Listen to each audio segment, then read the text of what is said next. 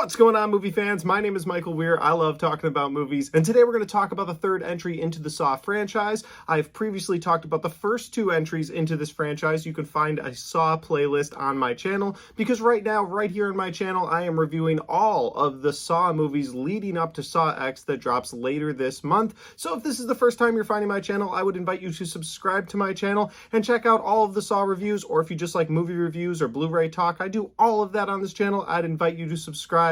But with all that said, today we are looking at Saw 3, the original ending to this Saw trilogy. Because if you talk to the majority of casual Saw fans, this is the movie where most of them check out. They watch up through the trilogy and then they say, yeah, I think I saw the first three, but I stopped after that. And the reason for that, in my opinion, is that most of the questions, the concerns, things like that that are brought up in the first two movies are answered in Saw 3. This is also the ending of the John Kramer storyline, to a point, and I really do feel like Part 4 is the start of the next trilogy of Saw movies, but I'm getting ahead of myself. Let's get into the review for Saw 3.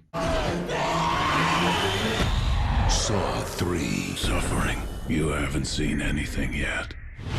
And so the third entry into the Saw franchise came out in 2006. It's directed by Darren Lynn Bousman, and remember in the last review I told you that he had directed 4 of the Saw films. This is the second one we have talked about, and the movie is written by Leigh Whannell once again, and it is co-written by James Wan, who also co-wrote the first movie, so this really does feel like the writers bringing their storyline to a head. The movie stars Tobin Bell coming back as the Jigsaw Killer once again, and it also stars Shawnee Smith as Amanda, who at the end of the second movie told Detective Eric Matthews before she slammed that door and sealed his fate that she was going to become the new Jigsaw Killer. She was going to carry on Jigsaw's legacy. So going into the third movie, that's the assumption that you have, but that is not necessarily how it's all going to be, because after a few gnarly traps, Amanda kidnaps a doctor and takes her to a abandoned warehouse, seemingly abandoned. It's actually the set of the next game, and as it turns out, Jigsaw is still alive. John Kramer is on his deathbed in a medical bed of sorts, hooked up to an IV.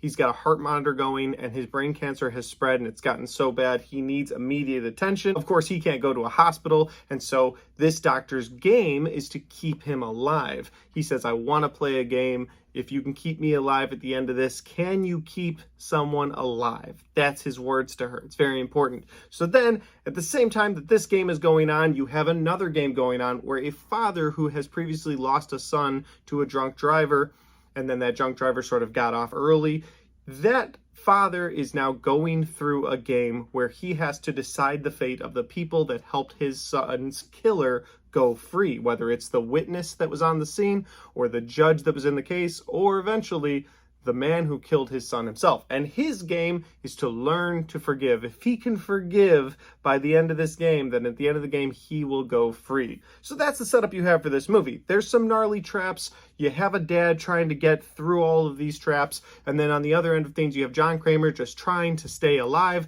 And you have Amanda going through a crisis. And that's the setup I can give you for Saw 3. If that sounds like a good setup, like I said in the last review, you can go check this out on streaming or pick it up on Blu-ray, because I'm a huge fan of Blu-rays and they're all right back there. And you should definitely support physical media. Don't let it die, because that is how they win. Once they take all the physical media away from you, they can charge you as much as they want per month for a streaming service like Hulu did yesterday. I went to turn on Hulu and it said, oh, by the way, we're raising our prices a couple dollars. You don't mind, do you? Like, we're not changing our service at all, but we're raising the price on you once again. And it's just frustrating. So I prefer a physical media library. So one day I can just say, you know what? I don't want it.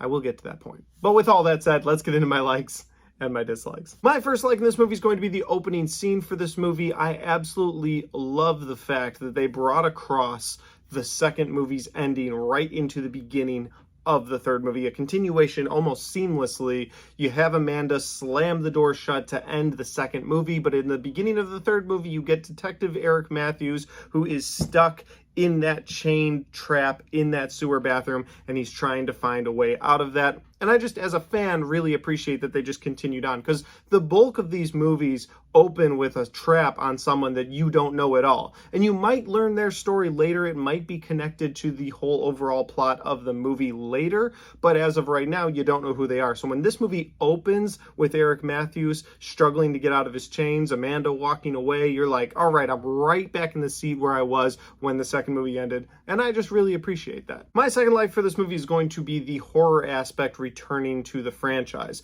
My only dislike from the second movie, while I really love that movie, was that there's not really a horror aspect to it. They lean into the torture side, they lean into the plot very well, and I love that about that movie. But the one thing missing from Saw 2 was a horror aspect. I never felt scared in that movie at all, as someone who found moments in the first movie where I was like, I don't want him to flash that camera. Like in the second movie, there was nothing like that. But in the third movie, they bring that back for a couple of scenes, and you really have that aspect of horror brought into this horror franchise. So I really like that, and I wanted to point that out in this review. The third thing I really like about this movie is going to be the traps and the gore. I think both of those things were once again brought to the next level, which is something the second movie did as well. And so I think this series has done a good job of it so far. You're introduced to the torture and the gore in the first movie, and then the second movie sort of elevates both of those aspects, and I think the third movie goes even a step further. Some of the traps are impossible to escape because of the storyline, and that sort of makes those a little more torturous, because you have people putting themselves through horrible things just to find out that they can't actually get out, and that's something we hadn't seen in these movies before. And then you get into the gore aspect of this movie, because some of the traps in this movie are so gory, including my favorite trap that once again I will talk about at the end of this review. My fourth and final like for this movie is actually a spoilery topic, so I'm going to throw a spoiler tag up right there. Guys, this has to do with the Amanda storyline coming full circle. One of the things that I disliked but didn't want to get into in my second review was the Amanda storyline. The reason I didn't want to get into that is because I knew I have seen these movies before, and I knew what they did with Amanda in the third movie made sense for the second movie. So getting into what I didn't like in the second movie was that Amanda feels forced. She feels like she isn't ready. She's in that second Jigsaw game, and while she helped set it up, she was still someone who could have been a casualty. You see her thrown in that needle pit, and at one point she barely escapes the big guy that's coming after her to get the number off of her neck. So I didn't really buy her as the Jigsaw killer or the continuation of the Jigsaw killer at the end of that movie. Yes, it's a cool twist, but I was like, I don't know if I buy that. However, in this movie, you find out, and this is why the spoiler tag is up there, that the whole third movie is actually a test to see if Amanda has what it takes to actually go through a Jigsaw game with someone and let them live.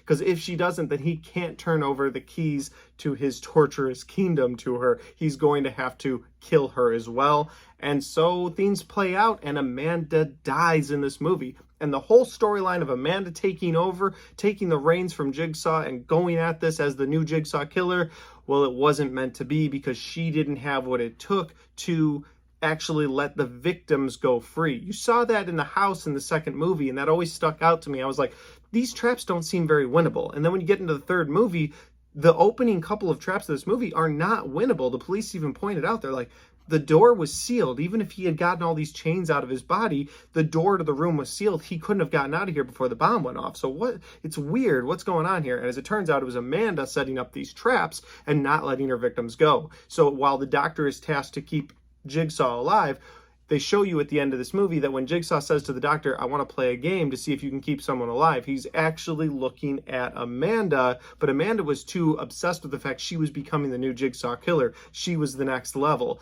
And so the whole test was for her, and she failed it. I thought that was a great way to end the storyline and sort of cap off this original trilogy to the Saw franchise. It all works for me so well. But getting into my dislikes for this movie, the one dislike that I actually have is that there is an emotional journey that Amanda character goes on throughout this movie because of the things we just talked about in the spoilery section of this review. So the emotional portion of this movie sort of brings the movie down. And that's just my opinion. I've read some people's opinions online where they're like, no, this actually helps the franchise and it helps the movie, it helps it all come to a head. And maybe it does, but in those moments, because the level of torture and the level of everything else in this movie is at 11, when those moments happen and you see Amanda struggling to, like, is she going to be a good Jigsaw killer? Like, what is she going to be able to do? When you have to sit through those moments, and maybe this is just on repeat viewings as well, I completely understand that,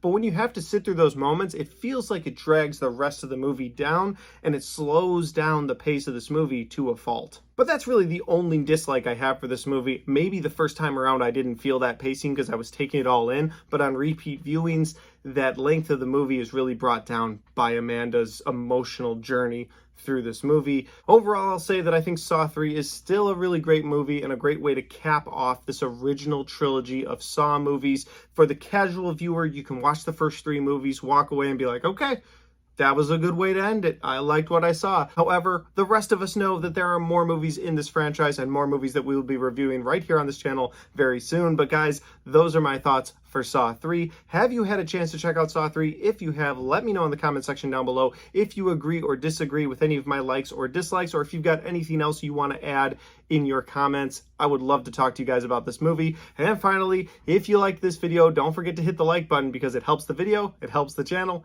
and it helps me right here. Thanks for watching. I'll see you next time.